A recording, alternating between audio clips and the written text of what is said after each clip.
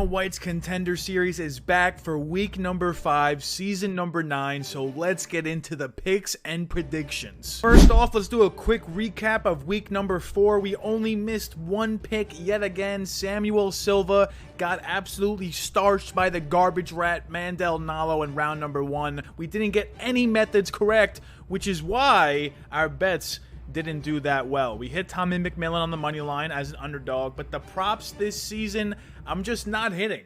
All right, if I think someone wins by sub, they win by KO. If I think they win by decision, they win by brutal KO. It just seems that you just got to keep betting the KO prop. And then even when I actually bet the KO prop with Chapolin, Eduardo Henrique, he wins by decision. So this week, we're going to go with the parlay method because I think a lot of winners this week are fairly obvious. First fight on the card is Felipe Franco taking on Freddy Vidal. I have a lot written here, but there's just a couple things that you need to know about each guy. For Felipe Franco, he trains with Jailton Almeida, and honestly, when you watch the fight footage, he fights like Jailton Almeida. He's throwing big shots early, but ultimately, he's trying to get the takedown. The problem with Felipe Franco is his opponents have a combined record of 0-9. That is quite terrible. He did defeat some guy that was like 17-16, but if you take him out, the opponents have not won a single fight.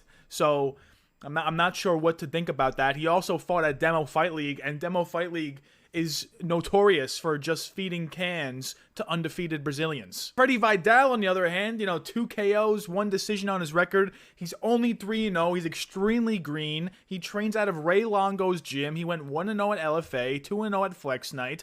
I like these things. But if you actually watch the footage, he's very slow in the feet. He's not really doing well with takedown defense. He does have a college wrestling background, but Felipe Franco should be able to get takedowns here.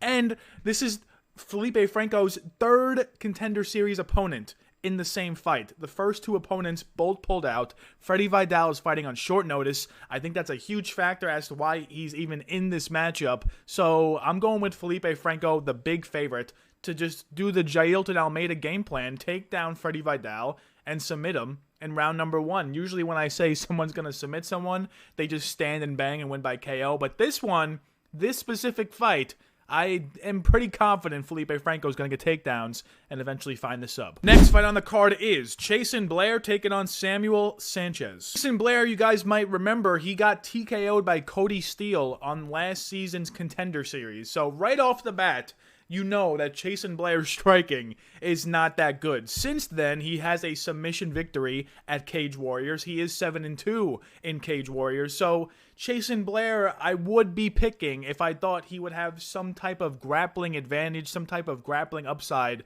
against his opponent. But Samuel Sanches, 10-1 Brazilian, 7 KOs. He does have a heel hook submission loss, but he does train with Jailton. He trains with Felipe and Jailton. So he's going to go out there and do the Jailton Almeida game plan. He's going to throw big leg kicks up the middle, big leg kicks to the side, and chase the takedown. I think Chasen Blair maybe could win this by guillotine if Samuel Sanches goes all in on takedowns.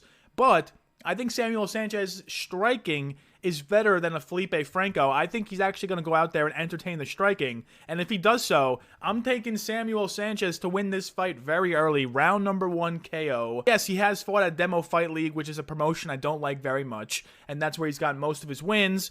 But at the end of the day, if you're a training partner of Jailton Almeida and you're fighting someone that has a KO loss in the Contender Series previously, I'm just simply taking you to win. There's no other way to go about it. I think Chasen Blair has a shot to win. Maybe if he, I actually don't know how he wins. Next fight on the card is Cam Teague taking on Lerryan Douglas. I have a lot written here, but ultimately speaking, Cam Teague is not a good striker, all right? If someone's going to press forward towards Cam Teague, he will most likely crumple from the pressure. He'll most likely get knocked out. That's what happened against Kevin Vallejos on last season's Contender Series. Cam Teague just got marched forward and got completely starched. He's not fought in any good regional promotions. He's moving down a weight class for this specific fight.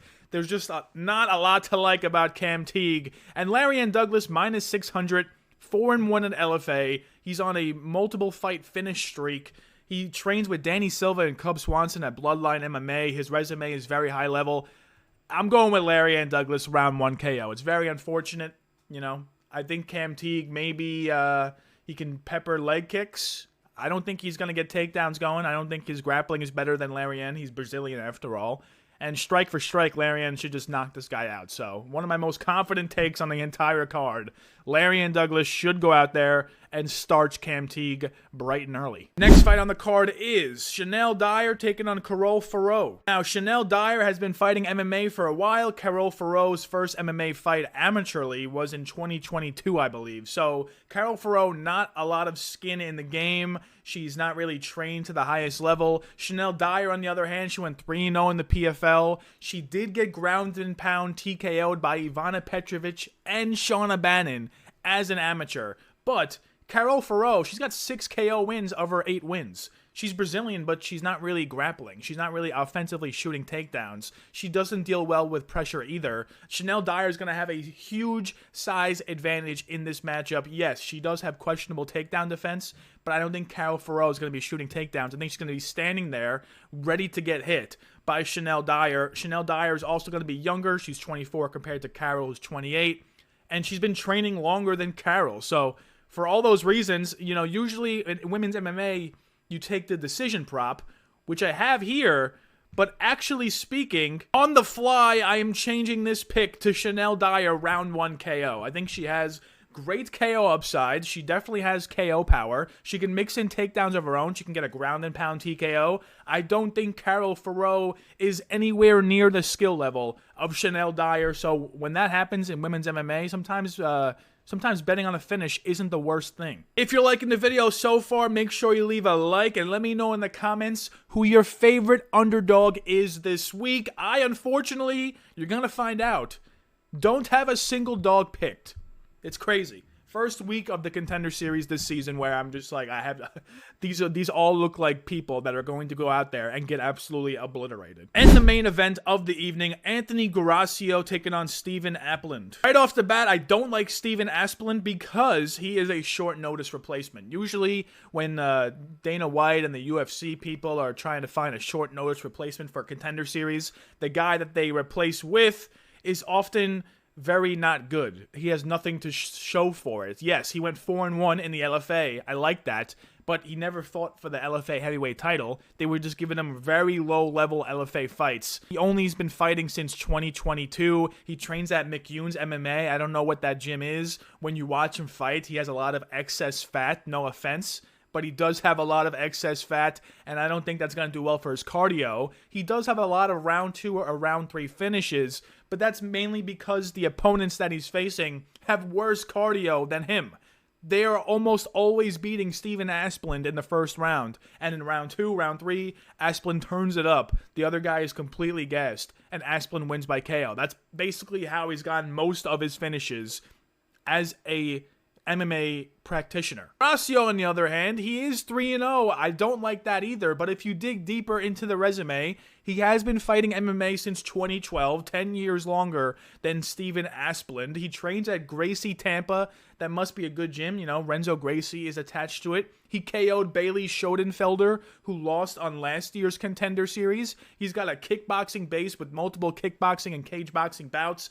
If this stays standing, Guaurascio should land the KO blow. Steven Asplund, the only way I think he wins is if he just survives the initial onslaught and wins by like a round 2 or round 3 finish. Regardless, I think someone's getting finished. I'm going with the guy that's been on a full training camp for this one, the guy that's been prepping for this main event slot. I'm going with Anthony Guaurascio to win by KO. I'm saying round number 1. And my final predictions for Season 9, Week number 5. I have no underdogs picked, but I am taking every favorite to win in the first round.